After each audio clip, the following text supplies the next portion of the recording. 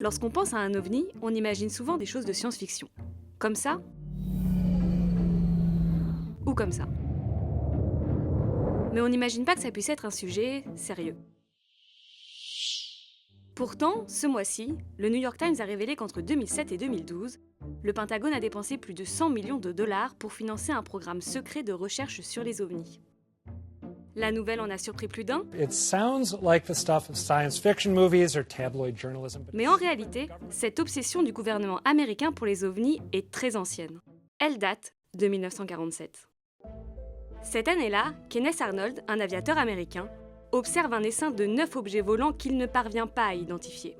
En quelques jours, toute la presse américaine s'intéresse à son histoire. Une soucoupe volante supersonique repérée par un pilote de l'Idaho. Impossible? Peut-être, mais voir, c'est croire, affirme le pilote. Dans la foulée, des centaines d'Américains affirment eux aussi avoir vu dans le ciel d'étranges objets volants. Beaucoup les prennent pour des vaisseaux extraterrestres. C'est notamment le cas à Roswell, au Nouveau-Mexique, où de mystérieux débris sont retrouvés par un fermier dans son champ.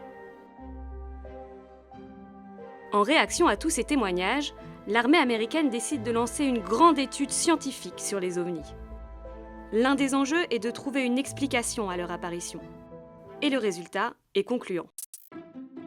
Entre 1952 et 1969, l'US Air Force recense 12 000 incidents impliquant des ovnis. Et elle trouve une explication scientifique à 97% de ces apparitions.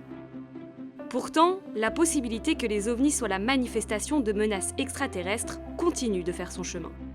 Et en 1985, le président Ronald Reagan se dit même prêt à collaborer avec le bloc soviétique en cas d'invasion.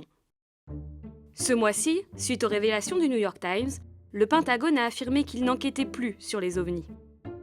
Mais selon Luis Elizondo, qui a dirigé le programme confidentiel, les investigations se poursuivent aujourd'hui sous une autre forme.